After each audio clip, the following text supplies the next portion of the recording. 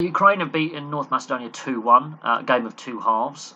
Some really poor defending, very open game, very entertaining game, and North Macedonia were good opponents today. They really put a lot of energy and effort into this game and sadly got no reward.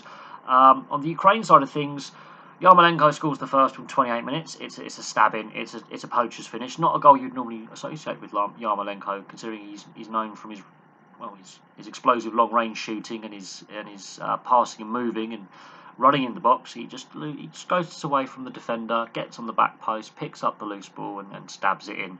It's a cheeky striker's goal. Yarmolenko, his goal was created by Yarmolenko. It's a brilliant pass, brilliant run, brilliant finish.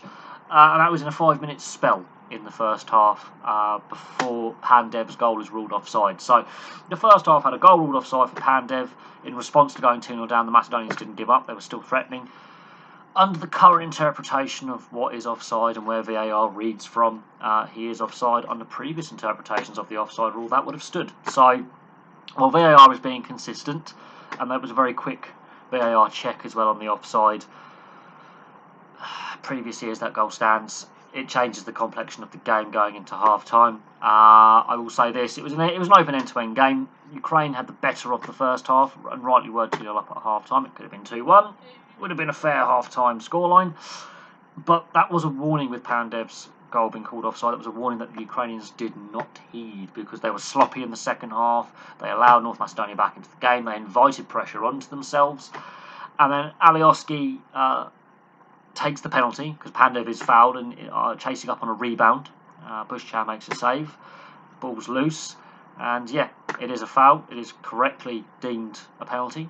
Alioski steps up to take the penalty. Bushchan saves the penalty. Alioski scores a brilliant rebound with a scissor kick. The reaction from the save to the scissor, that is a brilliant finish by Alioski. Leeds have a very good player there. He was brilliant throughout this game, constant endeavour, constant effort, and he gets his reward with his goal in 56 minutes. And the game opens up, and the Ukrainians can't put this game to bed until the final whistle. North Macedonia never went away. They were constantly causing problems for the Ukrainians. And then we get the Ukrainian penalty on 81 minutes. There's a free kick. Malinowski takes the free kick, and there is a hand up in the wall like that, protecting his face, but the referee goes over to the VAR monitor. The only time so far in this tournament we've seen that VAR monitor used. It results in a penalty. Malinowski steps up to take the penalty because Yarmolenko and Yarmchuk have been subbed off, and the North Macedonian goalkeeper saves it. So we've only had one successful penalty converted so far in the tournament. That was by Cristiano Ronaldo in Portugal's win the other night against Hungary. I think goalkeeping coaches and goalkeepers have done a lot more studying of spot kick takers. There's previous tournaments, more penalties have been scored. In this tournament, only one has been scored so far directly. One off a rebound as well. It is very interesting, the lack of penalties being scored. That could prove very, very vital when it comes to the knockout stages and penalty shootouts, should games go that far. I think goalkeeping coaches are earning their money this tournament. One thing I will say is this game remained open right till the end. The Ukrainians just didn't want to keep possession. They kept turning it over in the midfield, and the Macedonians were going the other way and pushing for an equaliser. Ukraine, to their credit, I will admit this, I'm enjoying this tournament more because teams are pushing for a third goal or a second goal if they're in front. They're not just playing in the corner. But Macedonia, they were still shooting towards the end. They were still creating chances toward the end. The game was never put to bed by Ukraine. And that is a worrying sign for the Ukrainians going forward. Yeah, they won the game, but they were holding on. So going into that game against the Austrians in the final group game, they're going to have to play a lot better. Depending on how the Austrians play tonight, if the Austrians lose tonight, then Ukraine have got a bit of breathing space going into.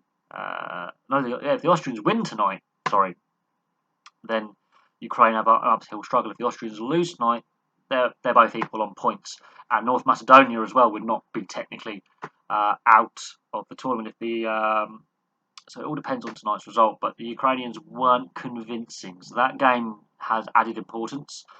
Also, that the four best third place teams are going to keep banging on about this until we actually have them all qualified, obviously, for the next round. This group's still wide open. North Macedonia can still qualify. They need a miracle, obviously, for that to happen, but they can still qualify. They were good value for money today. The Ukrainians, they allowed the second half to wander out of their control, and they allowed the Macedonians back into the game. So there we go. I mean, Yarmolenko only 6 goals behind the great Andrei Shevchenko now in the goal scoring stats for Ukraine. But room for improvement from Ukraine. They were better though in the first half than they were against the Dutch, but still masses of room for improvement. And game management is a key one there. Macedonia, defending they need to improve on, but they've been good quality at this tournament. They've been a good addition to this tournament. They haven't been completely outclassed at this tournament. They've been in games right up until the end. They haven't quit. They've got a good never say die attitude, should I say? And yeah, they've been a good addition at their first ever tournament. So thank you very much for watching. Place your thoughts below. We've obviously got 2 more games coming up this evening, including the second game in this group this evening. I'll have updates for those matches as well. Thank you very much for watching, and I'll have some more videos for you very, very soon.